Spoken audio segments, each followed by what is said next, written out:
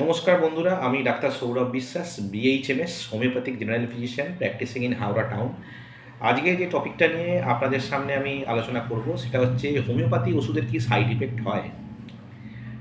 এইটা হচ্ছে অনেকের মনেই প্রশ্ন যে অনেকেই তো হোমিওপ্যাথি ওষুধ খাই বা দোকান থেকে কিনে খাই। আহ, অনেকের তো নিজেরাই সবাই এখন গুগল সার্চ করে হোমিওপ্যাথি খাচ্ছেন। তো তার কি কোনো ব্যাড এফেক্ট হয় বা সাইড এফেক্ট হয়?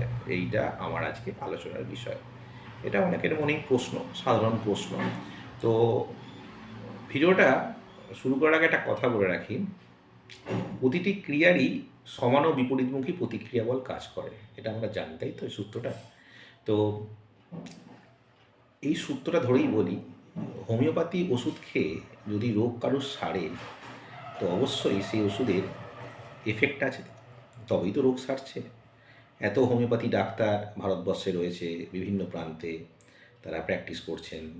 বিভিন্ন জায়গায় আপনারা ফেসবুক খুললে, ইউটিউব খুললে দেখতে পাবেন। তো তারা প্র্যাকটিস করছেন এবং সফলভাবে তারা প্র্যাকটিস করছেন হোমিওপ্যাথি। তো আজকে তাদের রোগ সারছে, তাদের চিকিৎসায় রোগ সারছে এবং রুগীও হচ্ছে। প্রত্যেকের কথাই, শুধু আমি আমার কথা বলছি না, সবার কথাই বলছি। তো ওষুধের এফেক্ট আছে বলেই তার সাইড এফেক্ট আছে, এটা সবার আগে মাথায় রাখতে হবে। অনেকে মনে করেন যে আমি একটু গ্যাস অম্বল হলো, নাক্স ভূমিকা খেয়ে নিলাম এবং রেগুলার এই নাক্স ভূমিকাটা খেতে থাকলাম। অথবা একটু আমার চোট আঘাত লেগেছিল, ব্যথা যন্ত্রণা হচ্ছে, দোকান থেকে কিনে একটু আর্নিকা খেয়ে নিলাম এবং হাই পাওয়ারে খেলাম, নর্মালি পাওয়ারে না, উচ্চ মাত্রায়, মানে উচ্চ শক্তি মাত্রায় খেলাম। তো জানবেন আপনারা নিজেরা নিজের ক্ষতি করছেন, নিজেরাই নিজের ক্ষতি করছেন এবং অজান্তেই এই ক্ষতিটা করছেন। তার কারণ হোমিওপ্যাথি ওষুধের যদি উচ্চ শক্তি মাত্রায় কাউকে প্রয়োগ করা হয়, তো তার জীবন হানি পর্যন্ত করতে পারে। কথাটা মাথায় রাখবেন, আবারও বলছি, জীবন হানি ঘটতে পারে না, এটা কোনো ইয়ার্কি ঠাট্টা নয়, এবং লাইফ থ্রেটেনিংও হতে পারে, এবং এমন ইরিভার্সেবল প্যাথোলজিক্যাল চেঞ্জেস হতে পারে যেখান থেকে আর আপনি ব্যাক করতে পারবেন না। কথাটা মাথায় রাখবেন।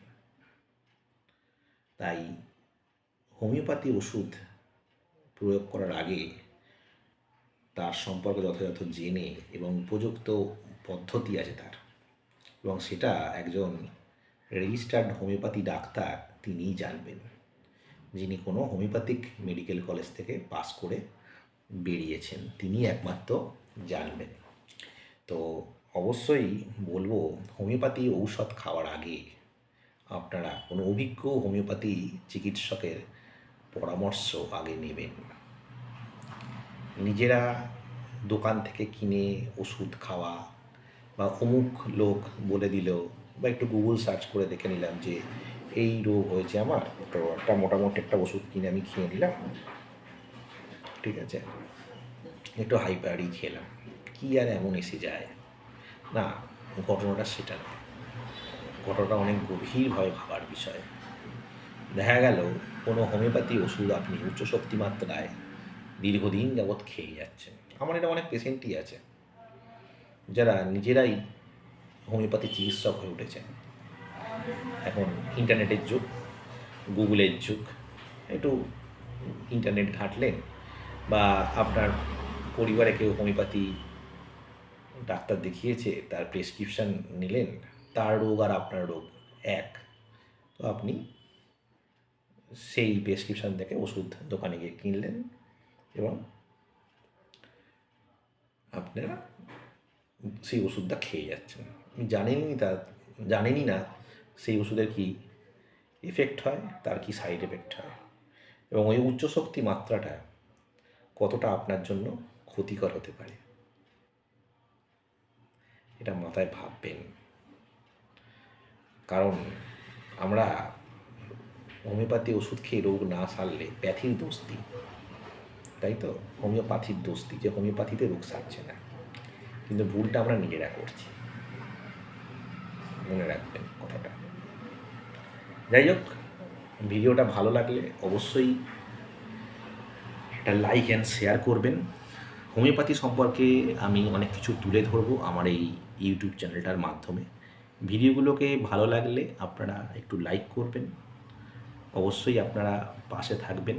আর আমার সাথে যোগাযোগ করতে চাইলে নিচে যে নাম্বারটি দেওয়া রয়েছে আমার, আপনারা কমেন্ট সেকশনে দেখতেই পাবেন, ঠিক আছে? সেই নাম্বারে আমাকে হোয়াটসঅ্যাপ করবেন। ভারতবর্ষের যে কোনো জায়গা থেকে আমি অনলাইনে দেখি।